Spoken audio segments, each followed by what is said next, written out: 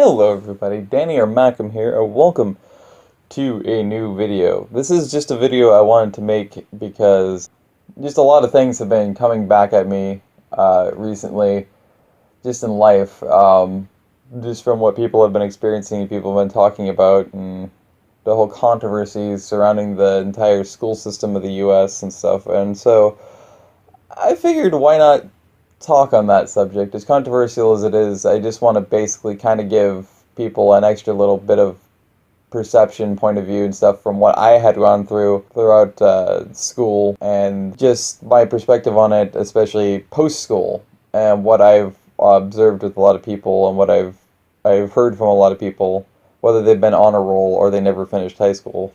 There's kind of a consensus because I feel like it's a very, very critically important subject, and I feel like it just would be good to get another kind of perspective out there on the situation. Basically, from the first time I went into pretty much preschool, I actually got submitted into special ed for people, of course, who either have mental issues or don't learn the right way, quote unquote the right way, which is, in other words, they just don't learn the normal way, how most kids do. And it was kind of a twist of both at the time. And it was just kind of funny because, like my mom had kind of observed, it's like ever since I first really got to even preschool age, I could just go into a school or something or a daycare facility, and pretty much all the kids of all ages would just automatically kind of look at me funny and then back off, or they just either reacted automatically really negative to me, like they just couldn't stand me or something like that. There was always something that was like socially I was not an acceptable being, just being present or something. It was kind of weird. So it made for complication. And then, so it made for a tough time for me to learn how to be socially interactive with other kids. But that didn't so much cause me a problem entirely. However, it does kind of tie into my whole past with the school system, how they basically treated me in my quote-unquote case. But getting deeper into it, so basically, that's how I started. I ended up getting transferred to mainstream, I believe, halfway through first grade, into a school called Errol Hassel Elementary School. And yeah, the neighborhood I grew up in was at a time where it goes through basically this 4-year period where 4 years removed, all, pretty much the parents and kids are really good, and then the next 4 years, and it's just a really nasty group of kids with horrible parents and stuff, and that's basically the time period I was subjected into right as it began, and I was pretty much automatically picked as a bully's favorite for some reason, and again, nobody could figure that out. It was just like, automatically, there was that social stigma that I just had with my existence for some reason, which makes the entire school system much more complicated. But it kind of brings me into my first idea and subject, the special ed aspect, and also the whole bullying thing. Is that I don't know like how it is across the entire country, obviously, because every school district is very, very small, and so obviously they all have somewhat different and more adaptable rules. Some are extremely strict and cemented in pretty much eternal stone that cannot and will not be allowed to be moved, which is pretty much, that latter is definitely how the Beaverton School District at least was throughout the years I was in it, and throughout the years even my mom was in it back in the late 60s and through the 70s, which was kind of interesting. So apparently it never really has changed. So the way the Beaverton School District worked, at least in my time, and at the time even my mom was in school in the 60s and 70s, is, and I'm not sure if it works still the same way, but it seems to have some of the same stories come out of it, where you can be bullied to hell and back, and even, have to go to the nurse's office and then be sent home because you got socked so hard in your head or your face, or you got, smashed into your stomach so hard that you basically vomited or something. And the principals in the school didn't care because they said, what are we supposed to do? The school district doesn't allow us to do anything. The police won't do anything about it, so what are we supposed to do about it? I guess we'll just let your kid get bullied. And so everybody that was bullied in school was continuously bullied perpetually. Like, there was no letting up from bullies because their parents were horrible. I'm telling you, like, the parents were really horrible. Like, whenever the rare case that a bullied kid and their parent would pull in, how the parent of that bullying kid and the bully into the kind of, parent-teacher type of conference situation that you have a lot of times with that after school.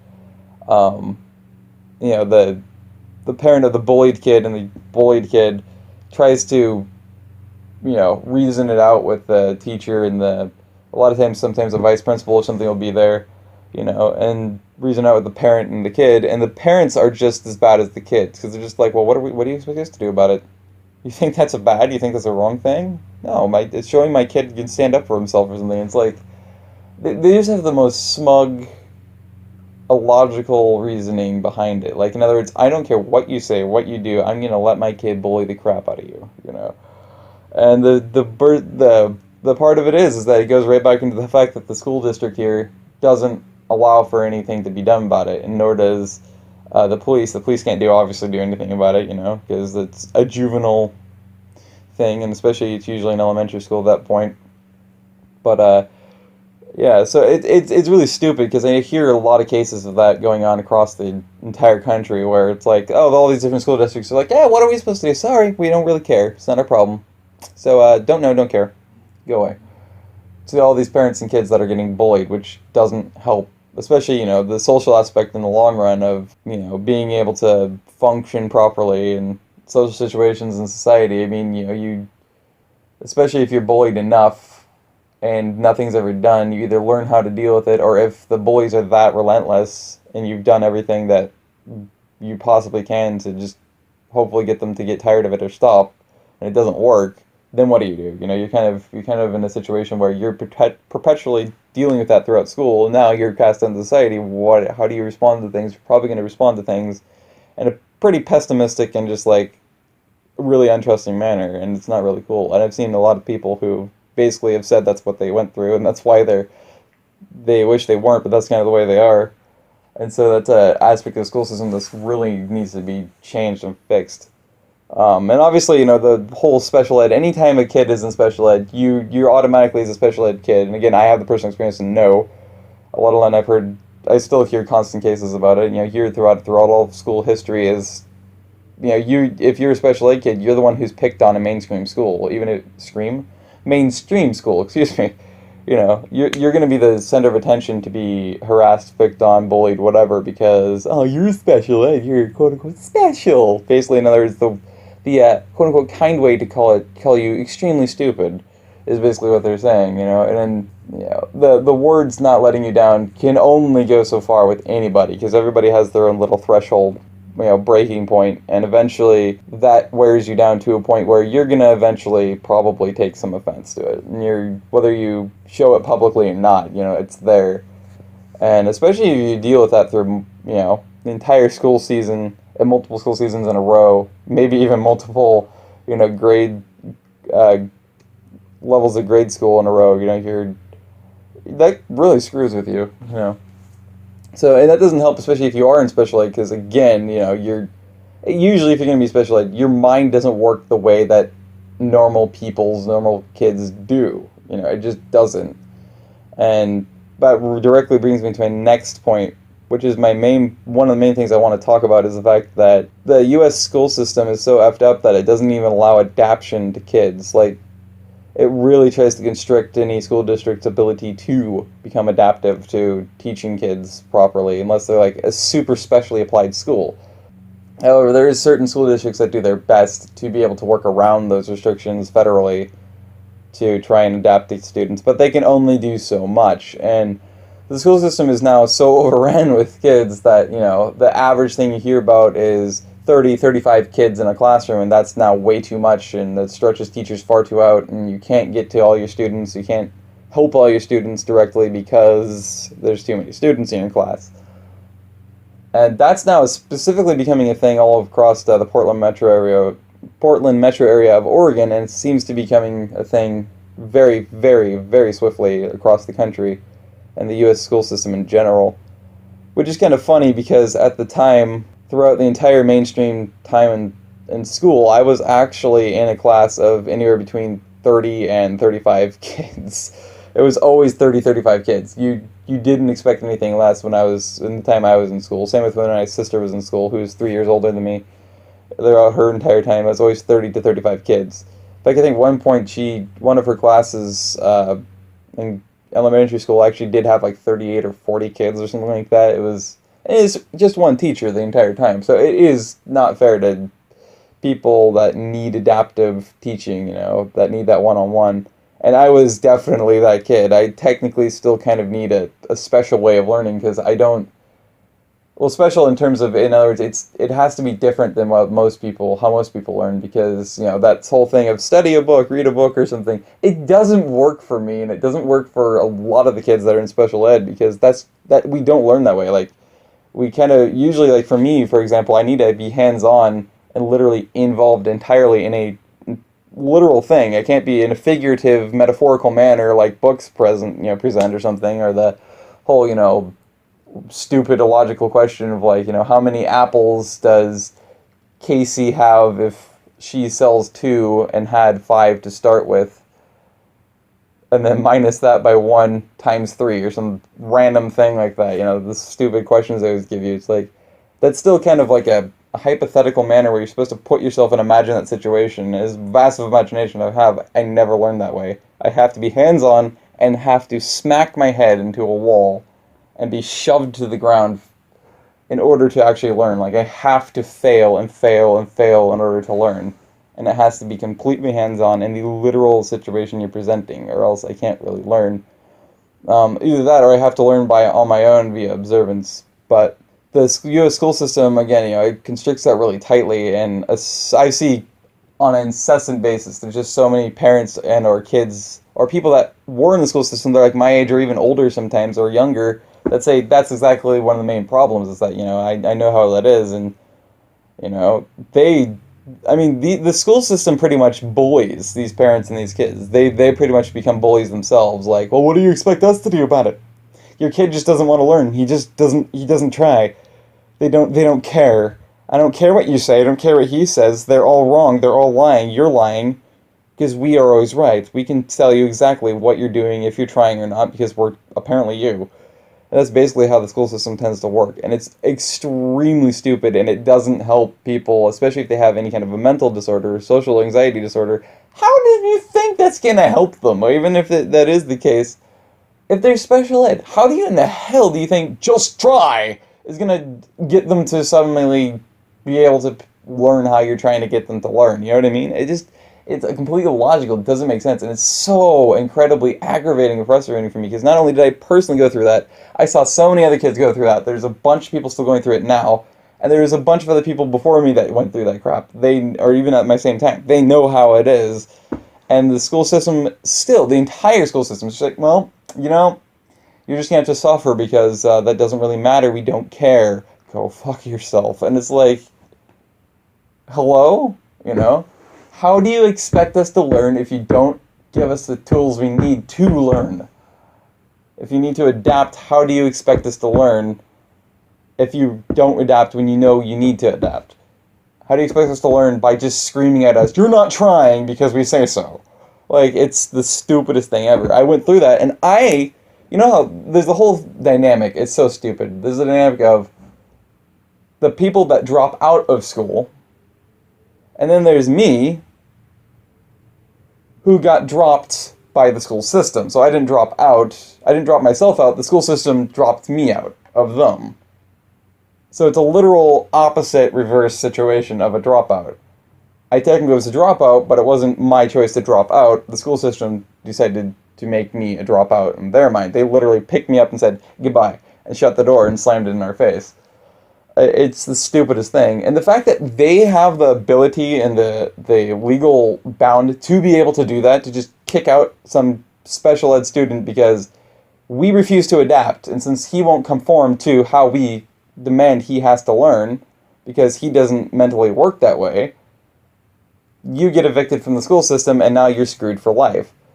Because you don't have your graduation certificate, you don't have your diploma, you're gonna have to be homeschooled the rest of the way, or whatever, from whatever your education level was, if that's possible. And if it's not, then how do what are you expecting the person to do? Now they have an education level that's stuck where you kicked them out at. You know, it's unfair, it's immoral, it's not right, it's wrong, and how do you expect that to help anybody? It just doesn't make any sense. There has to be an adaptive system, a vastly adaptive system, where teachers are always learning themselves. They're learning how to teach. Like, they already know how to teach the normal, quote-unquote normal way that everybody expects, but as they experience more students, especially they don't learn that same way, they learn each of the little nuances and technicalities they need to learn in order to know how to teach any kind of a student they need to teach. No matter how they learn how to teach in other different aspects they didn't know priorly, which is huge for students that need that. It desperately needs to be not only allowed, it needs to be promoted, it needs to be advocated for, and it needs tons of parents and former students and current students and just teachers and world organizations. I don't care. Everybody needs to get on board and back that, because it needs to happen. If you want people to be able to better themselves and advance themselves on an education level and knowledge base, then you got to give them the tools they need to learn, and the U.S. school system does not allow for that. So it's not right, and I do have a lot of experience with BS, the biggest BS bully side of the school system in the U.S. But yeah, it's something that needs to be advocated for and fought for, and then forced to keep in place eternally. Like, it can't be taken away, because then you're gonna revert. How does that help anybody at that point either? My biggest point with the school system, and this is where my personal perspective really comes into the whole thing, is as a YouTuber, like I've always said, even before I became a gaming YouTuber or any other kind of a YouTuber, is if I ever got big, whether it's streaming or YouTubing, yeah, I would, even like throughout now, and even then, I would say is like, I'm the one person you will never, ever, ever catch saying stay in school, kids. I will never say that in my life, because personally there's no point, there's no use. Like, I won't say that, but unless there's a reason for it. Like, if somebody inquires, or if somebody sets up certain questions, like maybe even a parent's kids ask a certain question and it gets me into that, I will be as bluntly honest as possible. And if the parents try to tell me to shut up because they don't want me to do that, because it might make them feel like they don't need to be in school, I'm not going to care. I'm going to ignore them, and I'm going to keep talking, because I'm going to be honest about it, and I'm going to tell them exactly what the answer they inquired for.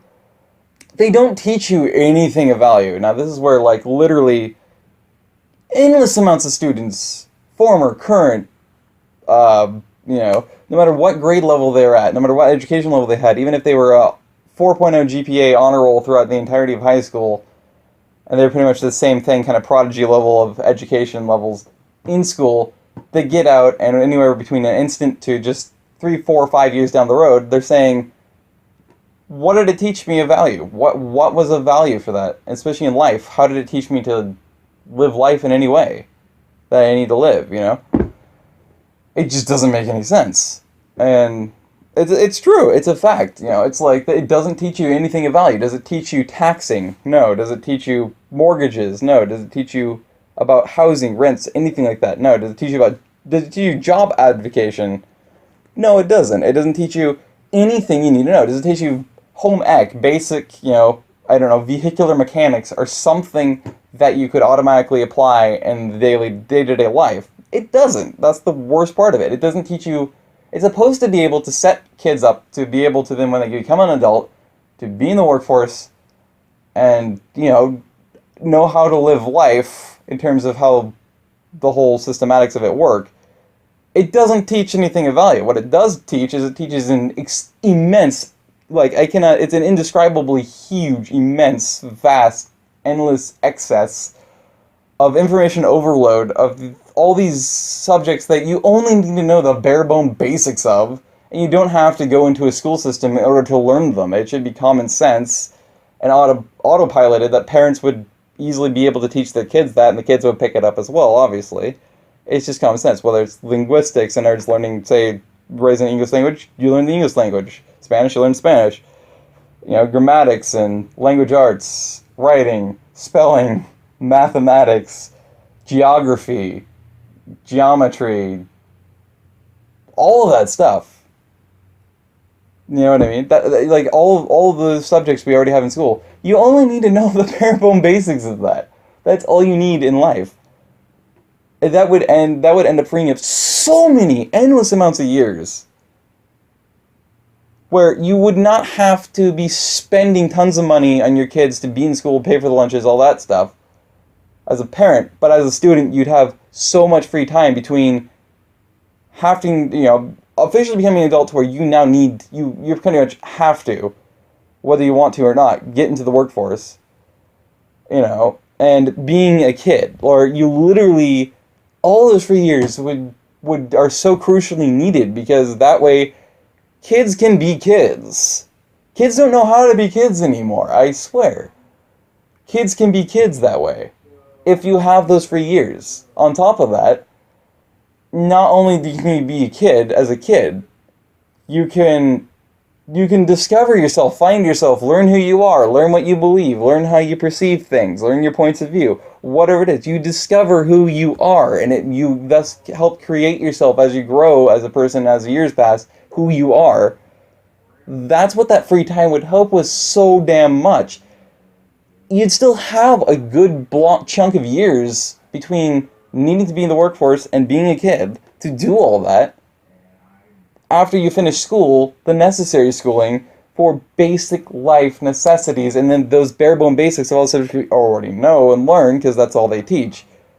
Teach the bare bone basics of that. Cut the crap on all the excess, and then take home ec, take basic vehicular mechanics, take add classes for taxes, classes for mortgages, classes for homes and rent and bills and job application, all of the basic life necessities that you actually do need and would help endlessly get get that first step or two out the door into being able to be independent and live your own life and start your own life off on your own out there in the real world when you're 18 or whatever age you end up being. Usually it's going to be 18 for kids. Sometimes it's 16, sometimes it's 20,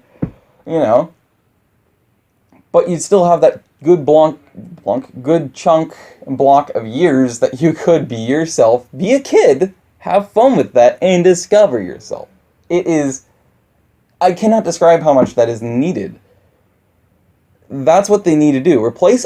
Scrap all of the excess. Let those excess classes be individual still, but each level of excess the excess be separated into various levels. Let the student themselves make the choice if they want to take that extra class, if they have the time and they're getting through their needed schoolwork at a good pace. Let them choose that, because that way, if they choose whatever excess point that is, whatever level they're heading into now with that choice, usually that means they have a basic idea, whether they realize it or not, subconscious or conscious. They have a basic idea of what direction they want to go with life, what direction they want to go into the job force, workforce, what they want to do with their life. If they choose geology, it probably means they're going to look into potentially becoming a topographer. Maybe they want to know about plate tectonics and become a part of, USGS, for example, or PNSN. Whatever it might be. Maybe they just want to become a scientist for geology and geography, and thus be able to do topography. Mathematics. Maybe they want to become an accountant. Maybe they want to become a banker. What do they want to become? A financial officer or aide. Whatever it is, that choice of excess, give that choice of excess to the student so they can make that choice. And once you start seeing students make those excess choices, the choices of which excess they want to focus on, whether they realize it or not, subconsciously or consciously, there's something in them that tells them they want to learn that. Whether it's just simply that they're interested and they want to know more about it, or maybe it is literally that they want to take their life in that kind of a direction, whatever jobs this might open up to.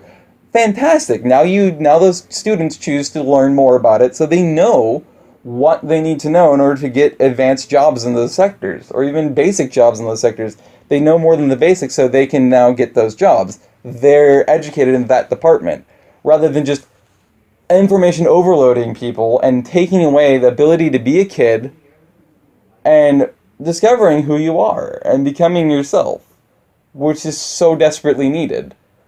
That's the biggest gripe I have about the entire US school system, and it needs to change pretty much last century. The school system is so ancient, it's so archaic, it's stupid, it needs to be revised to what we know about now, which is the adaptive teaching, the adaptive learning, and then scrapping all the bullcrap excess completely out of this regular school regimen and replacing with only the basic life necessities you need to then get out and start your own independent life with the taxes and all that other stuff. That's all you need.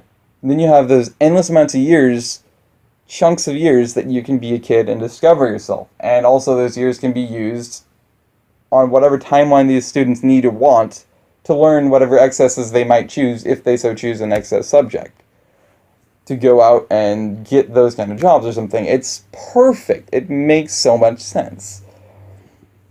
But I just really wanted to talk about the US school system and how crapped out it is, and just basically give my perspective and a little bit of my backstory with it, so that people have a little bit of a story to go on, and an experience basically that somebody's had, a personal experience with the school system, and give an alternate perspective and set of ideas that maybe people had not yet heard of, which I feel is really needed.